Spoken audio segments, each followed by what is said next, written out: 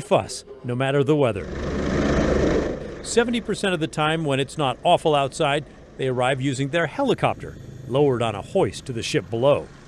The mission is simple. We're here to make sure that the ships get in and out safely and don't cause infrastructure or environmental damage.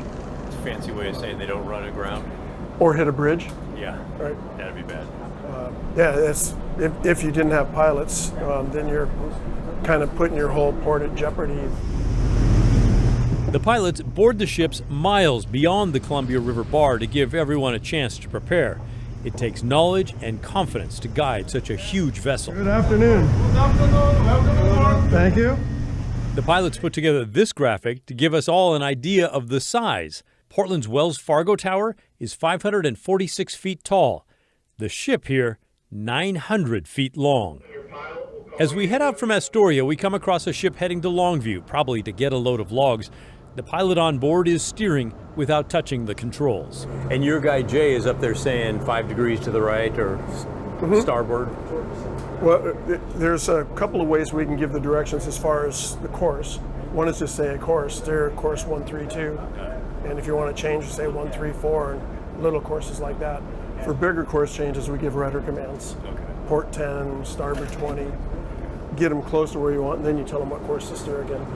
The Columbia River is unique and powerful. There's not much of a delta allowing it to spread out at the mouth, so its current hits the tides of the Pacific Ocean with sustained force, sometimes creating monster waves and constantly changing the shape of the river bottom. It's obvious to you, but what makes it tricky about coming across the bar here? The bars where currents, swells, and sediment all meet. So it's a little shallower there. The river current going out meets opposing swells coming in and changes hourly. So you've got this huge push of water from the river and then the tides coming in or just being right. slack. Well, or swell coming in. Okay. When the current hits it, it makes the swell bigger. Yeah. Maybe breaks. Wow. Not today. It's a beautiful day today, but in the wintertime, we pilot ships in 20-foot seas. Wow. Waves that big go over the top of this pilot boat and can make even the biggest ships lurch and roll. Yeah, got a chart. The pilots are on call 24/7. Unless the weather is so bad that the bar is closed, they will meet ships anytime, day or night. When it's really bad outside, the helicopter cannot fly, and the pilots revert to boarding the ship in the same method that's been used since their founding 173 years ago, the rope ladder. And today it's pretty calm, but a lot of days it's pretty dangerous, huh? The wintertime can be. It's calm today, so for the ship it's safe, but you don't want to be complacent. You're still climbing a rope ladder up the side of a ship. Yeah.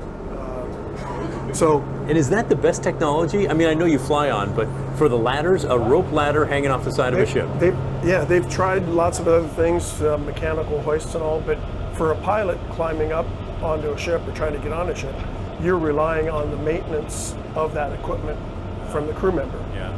And if there's an issue halfway up, you're relying on the fact that they might speak English. So the pilot ladder, once it's rigged, it puts it all in our hands. They shoot video every time they get on or off a ship so they can study exactly what happened if something feels wrong. Some of the videos they shared would make the bravest among us think twice. Remember, there's no safety line here. No. Misjudge the roll of the ship or crash of the waves, and you could fall into the ocean. Timed that one wrong, didn't I? That has happened. It happened with deadly consequences on January 2006. Pilot Kevin Murray was getting off a ship in a storm. He fell and died before he could be rescued. So why would anyone do this? Phil Mateo says he just loves being outside. Like I say, 90% of the time I'm like, wow, I can't believe they're paying me to do this. But 10% of the time is I can't believe I'm doing this no matter what they're paying me. So. Mateo spent 27 years at sea before he became a pilot 11 years ago. He said getting on the rope ladder takes real focus. You're watching swell, you're watching the rise of the boat as you're coming alongside. If it's a big swell, you want to catch it on the top of the swell.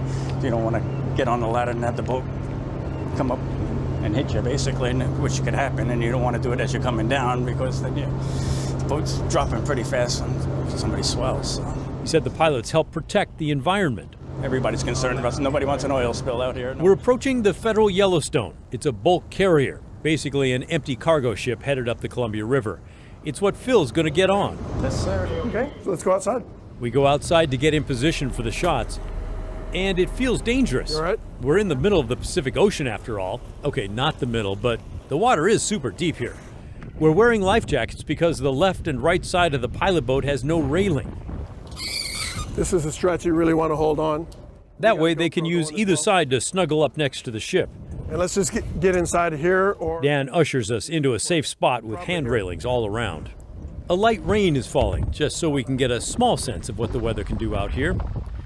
This is routine for the pilots, but for me it felt so weird to motor up to this huge ship as it putters along waiting for us. You can tell it's empty because it's sitting high in the water. Once it's loaded, that rust will be below the waterline.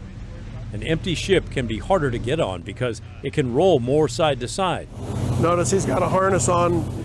As we get closer, the deckhand comes out of the pilot boat and gets strapped in. He's here to help the pilot if he needs anything at the last second. The strap to his harness makes sure he does not go overboard. The water rushing between the boat and the ship is a constant reminder of the danger here. We come up that side. And then it's time for Phil. He's wearing a helmet just in case and grabs that thick rope for safety as our skipper eases even closer to the ship. And then, So once he gets up, we back the boat away. So if he falls in the water instead of on the boat. just like that, he's on board. In 2.5 hours, he'll have the ship across the bar and waiting at anchor in Astoria for the river pilot, who will guide it to its